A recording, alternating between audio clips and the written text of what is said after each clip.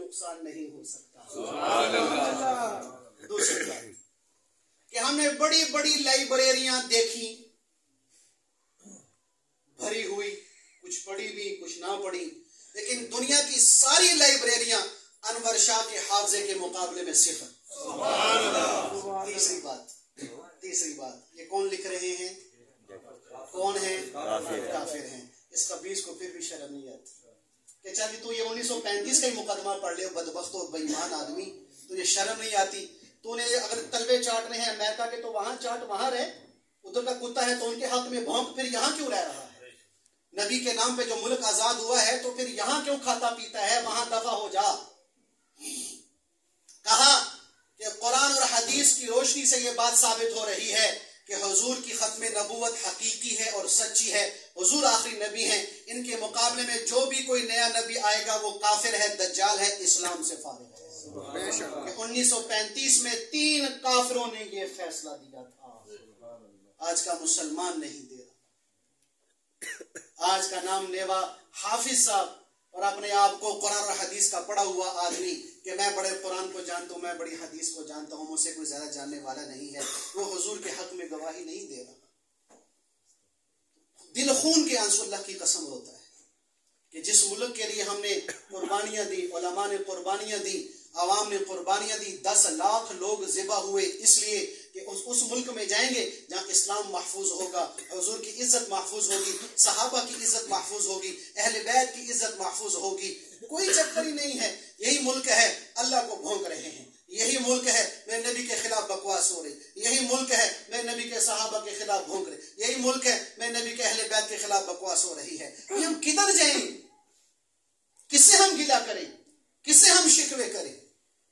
لہذا بھائیو آخری گزارش یہ ہے، میرے ذمے آپ کے ذمے، جیسے میں نے عرض کیا کہ حضور سے محبت کرو.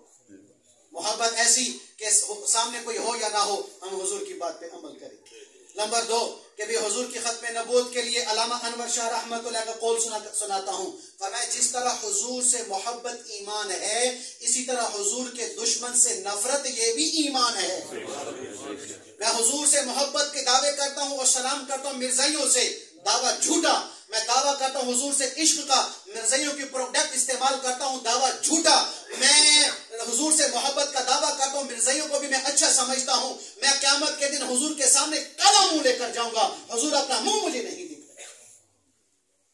اس لیے حضور پاک علیہ السلام سے محبت ہے تو حضور کے دشمن سے بھی نفرت کرنی پڑے گی. بھائیو مرزائیوں سے مکمل بائیکاٹ، ہر طرح کا بائیکاٹ، سوشلی بائیکاٹ. اس کے لیے میں جو آپ کو رائے دے رہا ہوں، بعض ہمارے بھائی کہتے ہیں کہ مولوی صاحب وہ مولوی صاحب یہ بات کر رہے تھے، سمجھ نہیں آ رہی کدھر جائیں، انہوں نے تو یہ بات کر دی تھی، سمجھ نہیں کہیں جائیں، کیا کریں کیا نہ کریں، ان کے پاس بھی تو دلیلیں ہوتی ہیں. میں کہتا ہوں بھائی اگر ہر کسی کو سنو گے تو ڈگمگا جاؤ گے.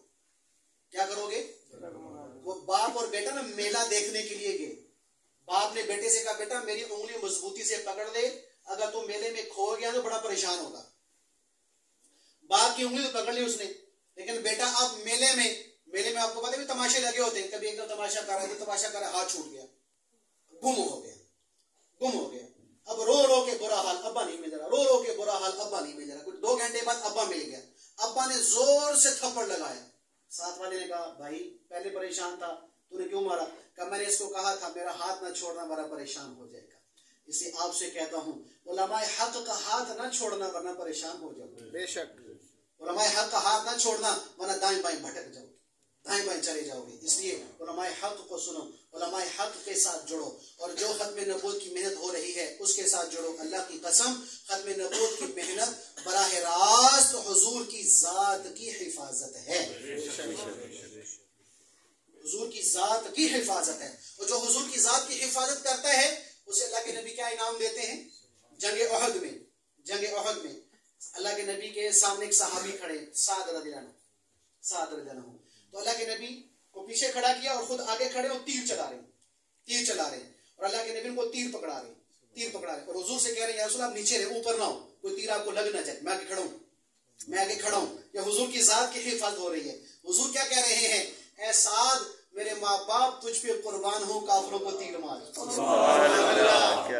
ہم کہتے ہیں کہ یا رسول اللہ ہمارے ماں باپ آپ پہ قربان ہوں. جو حضور کی ذات کی حفاظت کرتا ہے حضور اس کو انعام دیتے ہیں کہ محمد کے ماں باپ تجھ پہ قربان ہوں. ختم نبوت کا تحفظ کرو گے جو ان کے معاونین کے ساتھ تعاون کرو گے اللہ پاک آپ کا آنا بیٹھنا سننا سنانا قبول۔ اللہم صلی علی محمد